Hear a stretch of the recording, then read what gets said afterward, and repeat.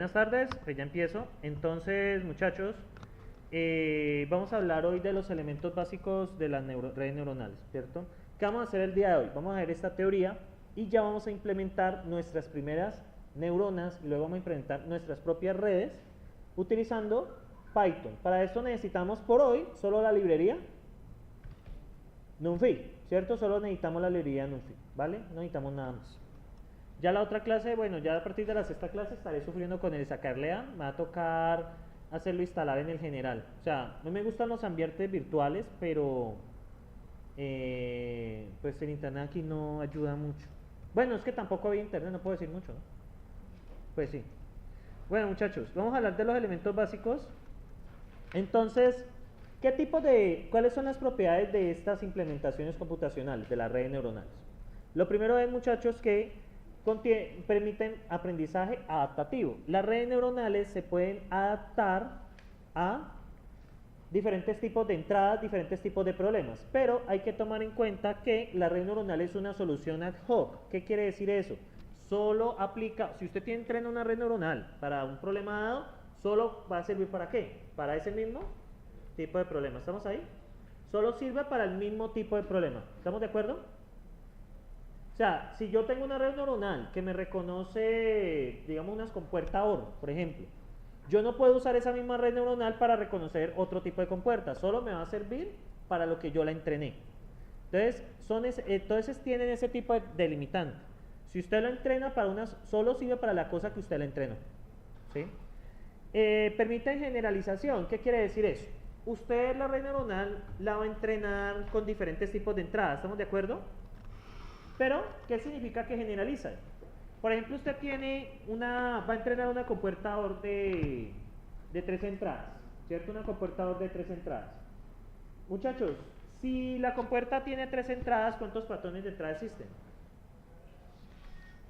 ¿Cuántos patrones de entrada existen, muchachos?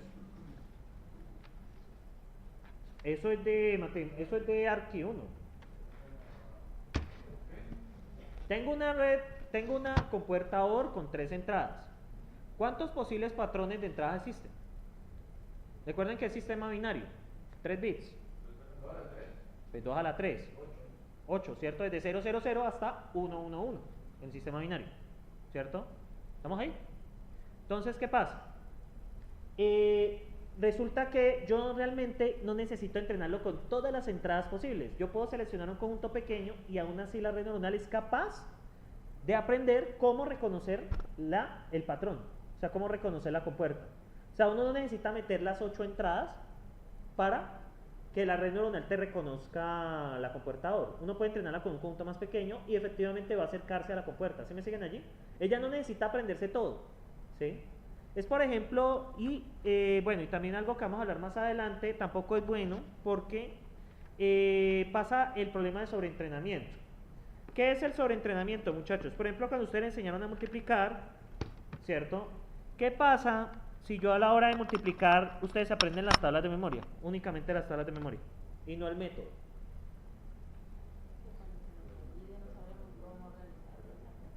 No exactamente, sino que si yo te enseño solamente la tabla del 1, te enseño la tabla del 2, ¿eso está saliendo? Así. Esto se está dañando. Ah, bueno, entonces no quiero pagar eso, démoslo quieto. Entonces, ¿qué pasa? No, mi hermano, no tengo plata para eso. Entonces, ¿qué pasa, muchachos? Cuando ustedes aprenden las cosas de memoria, si yo cambio algo, o sea, por ejemplo, usted aprende la tabla del 1, la tabla del 2 de memoria, yo le voy a preguntar a usted por la tabla del 3, usted no me va a saber responder. ¿Por qué? Porque solo sabe multiplicar por 1 y sabe multiplicar por 2. Y eso mismo pasa con las redes neuronales. Si eso lo vamos a, o sea, por eso es que en propagación hacia atrás gastamos tanto tiempo. Porque, bueno, está el algoritmo es fácil de aprender realmente, pero tenemos que mirar es cómo funciona. Y ustedes se van a dar cuenta yo les voy a mostrar distintos ejemplos cuando se sobreentrena. Cuando se sobreentrena, yo le puedo colocar una entrada del mismo problema y no va a ser capaz de reconocerla.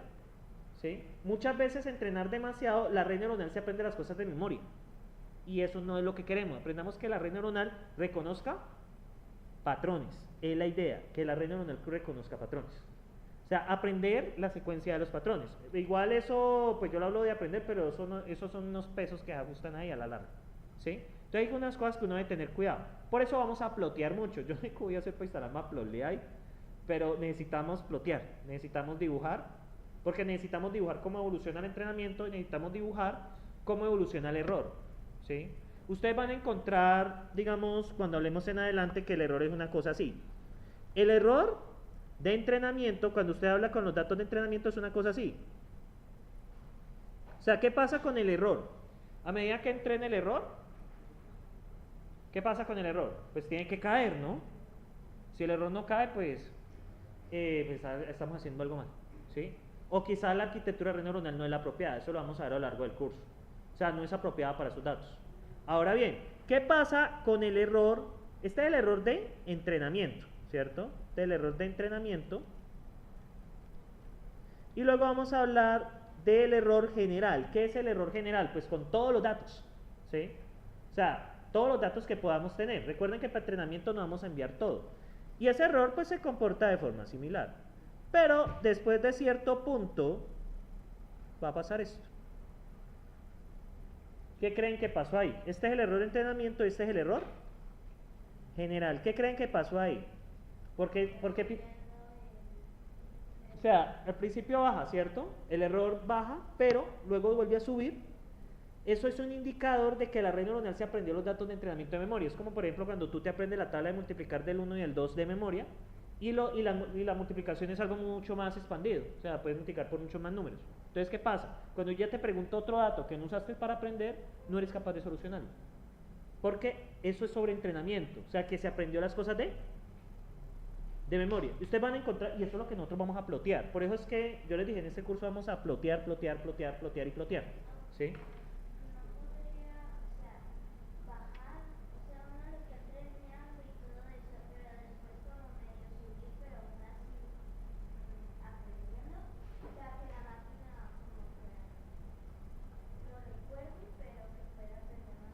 En este método no. O sea, digamos, si por ejemplo, si hablas de hay unas redes neuronales que así lo permiten, que ya han escuchado algo que llama Machine Learning, Deep Learning. Bueno, eso va un poco más allá, ¿cierto? Esas redes neuronales sí tienen como la capacidad de corregir esos errores, pero las que vemos en este curso del alcance no alcanzamos a ver eso. Igual buena pregunta, pero en este caso, en las redes neuronales que nosotros tratamos no alcanzan eso, que igual necesitaremos un segundo curso de eso. Y necesitamos saber procesar datos, que es bastante... Eso, muchachos, agárrense de lo que crean, porque esa partecita es de mucho ojo, ¿sí? Eso es como de mucha pericia, ¿sí? Espero pues con el maltrato que han recibido ganen una pericia. No. La cara de Kevin lo dice todo. Sí, yo me encargo de ser parte de ese maltrato, pero falta más. ¿Sí? Bien, muchachos, naturaleza para propósito no lineal. ¿Qué quiere decir eso? Pues trabajan en problemas que no son lineales. Yo luego les explicaré en qué significa que un problema no lineal, ¿sí? Resulta que nosotros, por ejemplo, ustedes tienen un conjunto de datos así, ¿cierto? Supongan que esto es un eje cualquier cosa, supongamos edad, ¿cierto? Pongamos edad y pongamos felicidad, no es muy triste. Edad y, yo qué sé, dinero, también es triste. Entonces, edad y dinero, ¿cierto? Entonces, yo voy a colocar puntos acá, ¿vale? Y resulta que estos puntos rojos son personas felices y estos puntos azules son personas tristes, ¿listo? No felices. Entonces, ¿qué significa que sea un problema lineal? Que yo puedo trazar una recta y separar estos dos conjuntos de datos. Eso es un problema lineal, ¿ya? O sea, tengo un conjunto de datos que me dice edad y tiene tanto dinero, ¿sí? Y ahora, ¿qué característica tienen esos datos? ¿Están felices o no están felices? ¿Sí me siguen allí? Yo puedo plotear eso. Si yo puedo trazar una línea y separarlos, ¿es un problema lineal? Correcto, exactamente, correcto. Un problema no lineal, ¿cierto? Sería si usted tuviera puntos así, puntos rojos, puntos acá, donde ya una línea no sirve, sino que tienen que utilizar una curva para poderlo separar. Por ejemplo, podemos utilizar una curva acá, un problema acá y otra curva acá. ¿Sí lo ven? Que acá estarían los que son felices y aquí estarían los que están tristes. Las redes neuronales sirven mucho para este tipo de problemas. Es lo que vamos a hacer todo el tiempo. Por eso es la importancia de plotear los datos. Obviamente plotear, pues pintarlos, va a estar limitado a que son de 2 dimensiones. Porque ya en 3 dimensiones, pues, vamos a poderlos también plotear en 3 dimensiones. Pero van a ver como unos datos esparcidos así. Y es difícil ahí ver una función y se le convierte en ¿qué? ¿En un qué, muchachos? Es álgebra lineal. En un plano. ¿No recuerdan?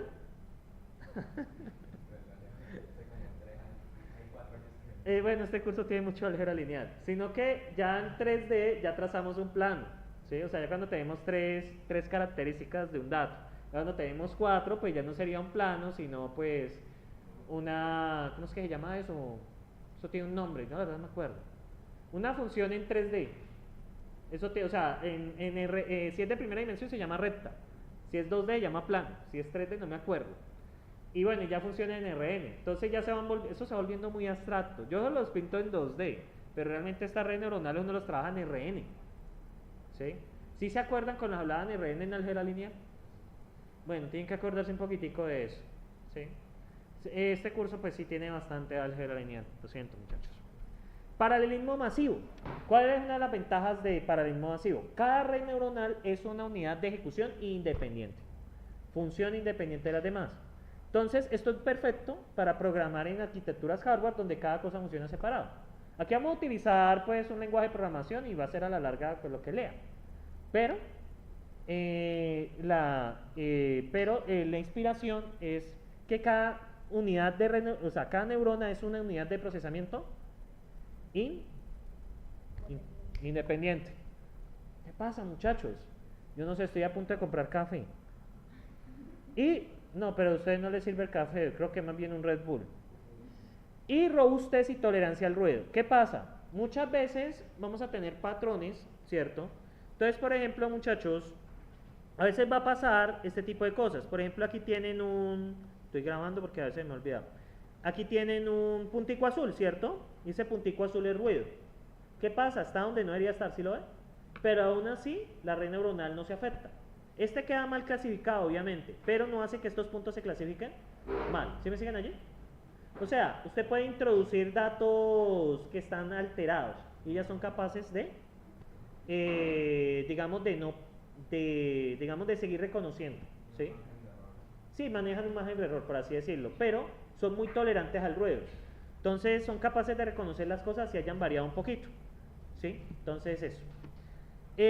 Bueno, y robustez es eso, de que pues no se el entrenamiento no se ve afectado si haya ruido, dan buenos resultados. Los datos que ustedes toman suelen estar propuestos al ruido, por ejemplo. Ruido es, por ejemplo, que a usted le tomaron, yo qué sé, le tomaron una muestra de sangre, supongamos, ¿sí? Y le van a medir la glucosa, ¿sí? El nivel de glucosa. ¿Qué pasa? Que por ejemplo puede ser de que cuando le están tomando la muestra la señorita laboratista estaba tomándose algo azucarado, uno de esos, ¿cómo es que llaman? Esos que le echan así. No, esos cosas que una máquina y esa vaina, el galón de azúcar. Ay, no pruebo eso. Entonces, es que en Palmira no hay nada. ¿Aquí en Tuluá los venden todavía? Qué bueno, sí, porque Palmira está muerto. Entonces, hablo mal de mi propia ciudad, pero es que tiene motivos. Entonces, bueno, tengo el algodón de azúcar y supongamos que ella tomó la muestra y le untó algo de azúcar. ¿Qué va a pasar con la muestra? Pues va a salir un nivel de glucosa más alto, ¿cierto? Eso se le conoce como ruido, o sea, son factores que hacen que los datos se vean alterados. Entonces las redes neuronales son muy buenas para este tipo de problemas.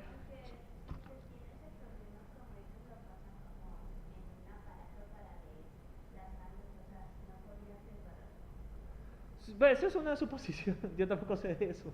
Sino que, o sea, digamos, me inventé la idea, era para que existe un valor exacto, pero por algún factor el valor se ve alterado. Digamos que esa es la razón, que puse el ejemplo. No sé si me entendieron. Bueno, estos muchachos tienen más ánimos.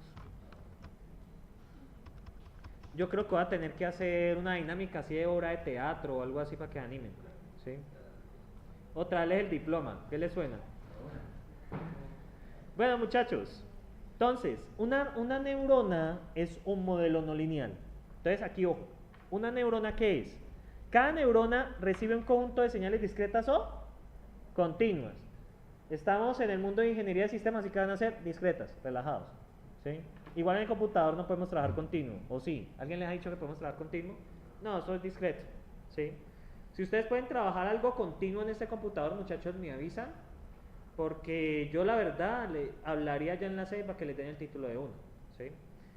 Las señales se ponderan o integran. Las señales se ponderan cuando son discretas y se integran cuando son continuas. ¿Te imaginan este curso entonces con señales continuas? Serían puras integrales. Cada conexión tiene un peso sináptico y los pesos, ahora sí, miren esto, y está subrayado. ¿Qué dicen? Eso es lo que nosotros vamos a obtener. El entrenamiento de las redes neuronales nos dan unos pesos. Y eso es lo que nos interesa. Esos pesos es lo que aprendió la red neuronal. Eso es la semejanza a lo que crea en el cerebro las conexiones sinápticas. Eso es el tratar de modelar el conocimiento que uno adquiere. Bueno, desde un punto de vista pues, sencillo, ¿no? Ahora bien, representan el conocimiento, ese es nuestro objetivo, ¿sí? A la larga, un entrenamiento de una red neuronal que entrega una matriz de pesos. Eso es lo que nosotros vamos a hacer todo el tiempo. El algoritmo va a propagation, ¿qué va a hacer? O de propagación hacia atrás. Inicia con pesos aleatorios y mediante una regla basada en el error vamos actualizando esos pesos un número dado de iteraciones. Cuando el error llegue a un número, cuando el error llegue a un valor deseado o pase un número de iteraciones deseadas, entregamos esa matriz de pesos. Ya. Ahora, ¿usted cómo prueba la red neuronal después? Pues envíe esos pesos que consiguió y ya. Eso es lo que hacemos en redes neuronales. Obtenemos una matriz de pesos, unos valores, y después los valores los probamos. Y se acabó. ¿Listo? Eso es el resumen de este curso a la larga. ¿Y estos pesos qué? Algoritmos de aprendizaje. Estas dos cositas son el resumen de este curso. Es lo que vamos a hacer el resto del semestre. Bueno, toca calcular todas las cosas, pero tranquilos. Eso lo hace el software para ustedes. Ah, no, pero aquí va a ser 1000 veces más divertido. En IASO fue como 15 minutos de despecho, ¿no? ¿O cuánto le dedicó el profesor a eso? Pues él me había dicho que había ampliado eso. ¿Hasta dónde les dio? Sí, porque él me dijo que lo había ampliado, pero no sé hasta qué punto.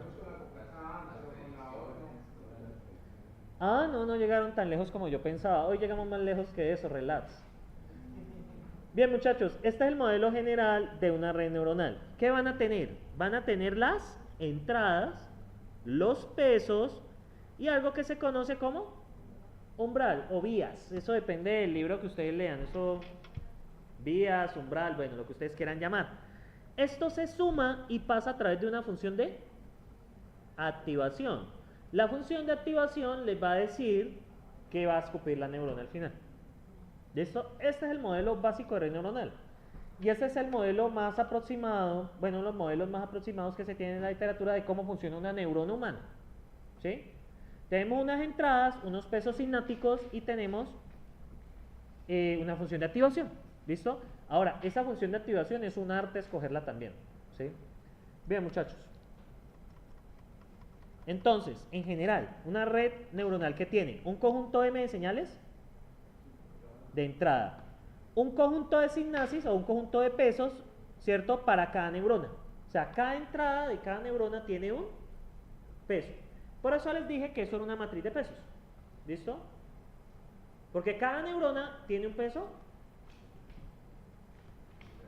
diferente para cada de una de sus entradas. Si cada neurona tiene varias entradas y cada una de las entradas tiene un peso sináptico. Bien, las entradas son sumadas o integradas tomando en cuenta sus respectivos pesos. Aquí simplemente vamos a sumar relajados, ¿sí? Ahora, si esto con integrales sería bacano, ¿sí? ¿Por qué no?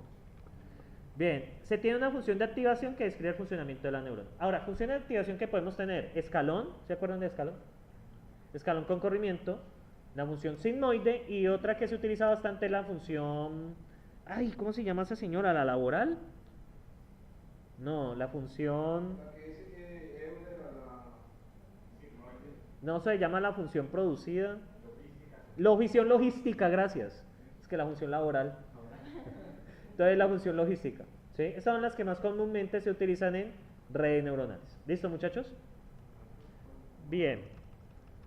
Y bueno, ¿cómo podemos describir a la larga esto? Y miren que aquí ya la cosa se está poniendo buena. ¿Sí? Tenemos que la salida de una, de una neurona, ¿qué es? La evaluación de la función de activación ¿en qué? En la sumatoria de los pesos por las entradas. ¿Lo ven ahí?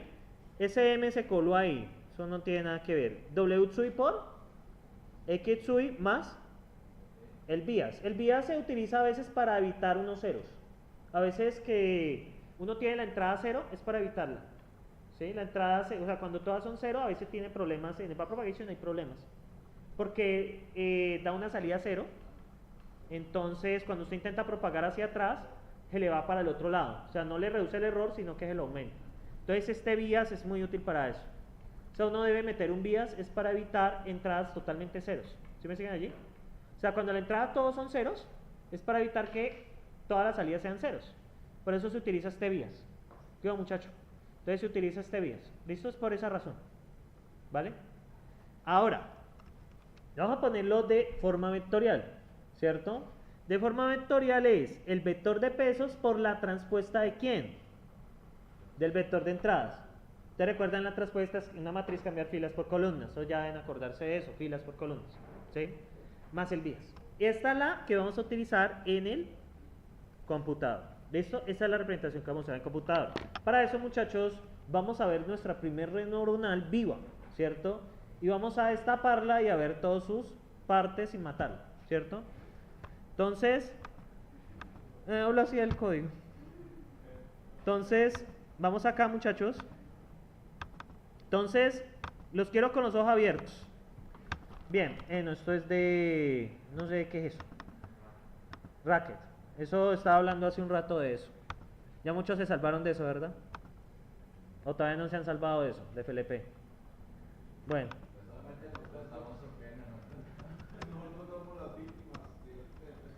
Ah, no, este semestre sí. Este semestre aprende o no aprende. Muchacho, yo todavía me demoro en irme. Cuando estaba más... No, es que el semestre pasado estaba terminando la tesis, entonces andaba asado, pero ya no. Pues yo quiero ver si una generación que aprendió bien, sí, ¿en qué le sirve eso? Esto es redes neuronales, ¿no?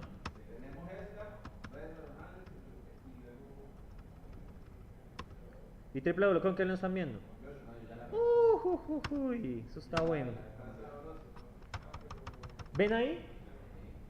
Bueno, muchachos, yo voy a utilizar dos librerías acá. Entonces voy a explicar este código y ustedes van a hacerlo también. ¿Listo? La idea es que lo hagan ustedes también. Entonces, muchachos, yo aquí tomé una entrada arbitraria. Tomé una entrada de 3 bits. Y arbitrariamente le puse 1, 0, 0. ¿Vale? ¿Estamos allí? Luego acá le puse unos pesos de entrada. Le puse .4, .4 y .6. Los que quise. Entonces, ahí que voy a representar, muchachos. Vamos acá. Yo voy a representar esta neurona, el funcionamiento de esta neurona, acá.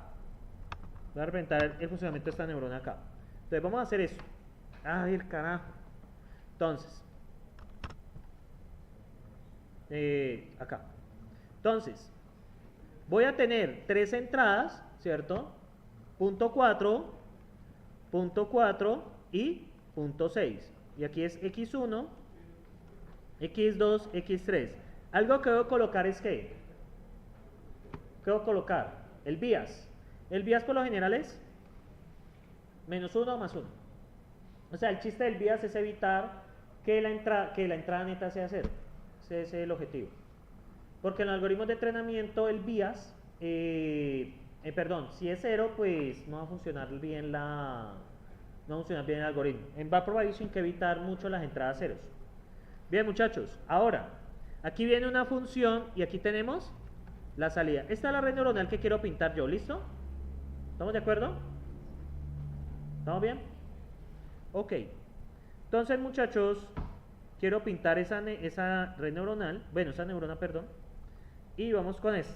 Entonces, yo aquí tengo la entrada y los pesos de entrada, ¿sí o no? Este peso corresponde a punto 4, este a este y este a este. Entonces, ¿cómo voy a definir ciertas funciones? Yo utilizo principalmente la sigmoide, ¿cierto? La sigmoide es genial porque cuando usted la deriva, da en términos de ella misma. La función sigmoide es 1 dividido, a ver, me acuerdo, e a la menos x. Esa es la función sigmoide. Cuando usted deriva esto, le da en términos de ella misma. ¿Sí? O sea, no es necesario hacer nada raro. ¿Sí? O sea, ¿qué quiere decir en términos de ella misma? Que yo puedo usar la misma función para escribir su derivado. Y eso es muy importante porque en Vaporization vamos a ver el gradiente descendiente que requiere derivación.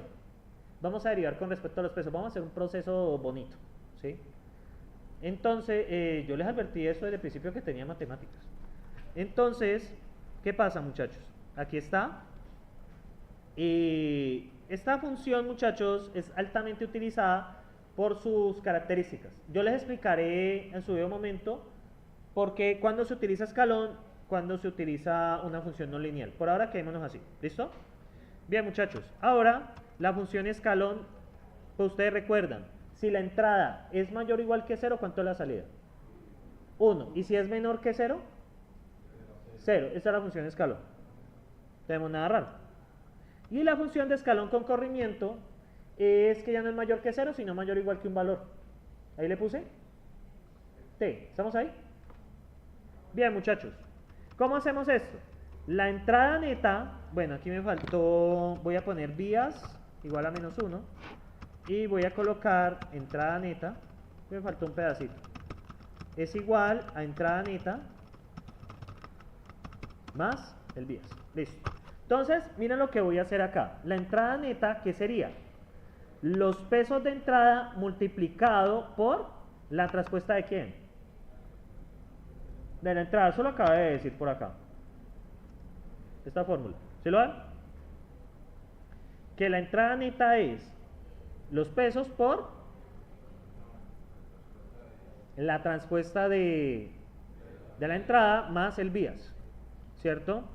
Entonces, y yo aquí, ¿qué hago? El vías, bueno, puse menos 1, la entrada neta es esto, y a la entrada neta le sumo el vías.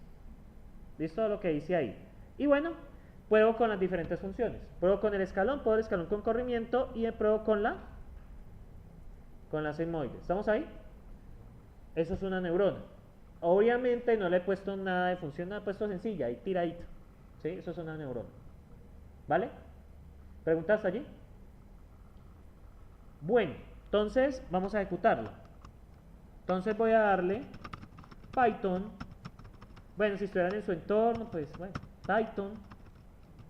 Python red1.py. Y miren acá, estas son, ¿qué? Son las salidas. La primera neurona me dio 0, la segunda neurona me dio 0 y la tercera neurona me dio 0.33. ¿Sí? Yo luego les explicaré esa función sigmoide es una magia, ¿sí? Para este tipo de problemas. Entonces, esta es la salida que me da, ¿sí o no? Pero pues ahí lo hemos hecho como un poco estructurado. Para eso, ya lo vamos a hacer en forma de función. Ya tengo esta red2, red2.py, pues el mismo que he escrito, pero ahora, muchachos, bueno, la misma vaina, ya he puesto una función que es la neurona. Una neurona que va a recibir una entrada y sus pesos.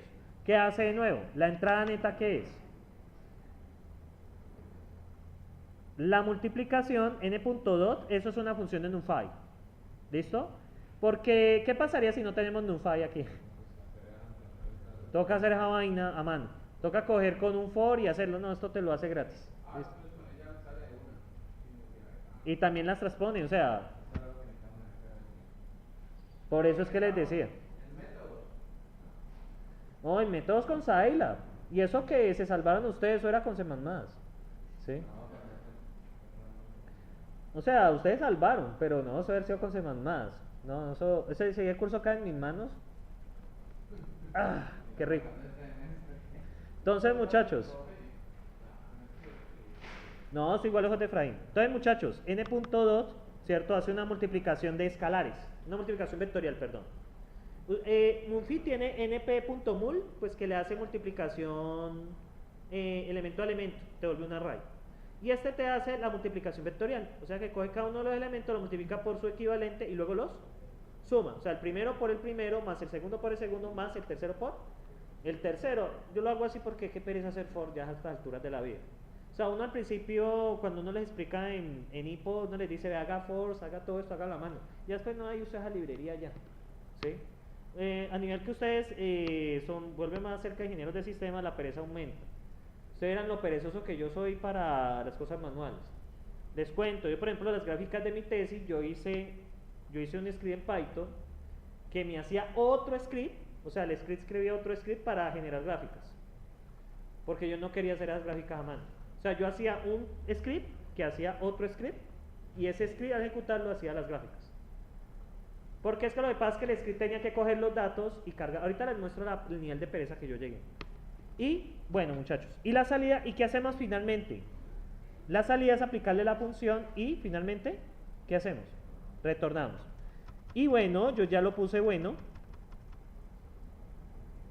¿cierto? Yo ya corro todo, ¿cierto? Entonces vamos a correr esta red2.py. ¿Cierto que no tienen internet? Carajo, eso me dificulta la cosa.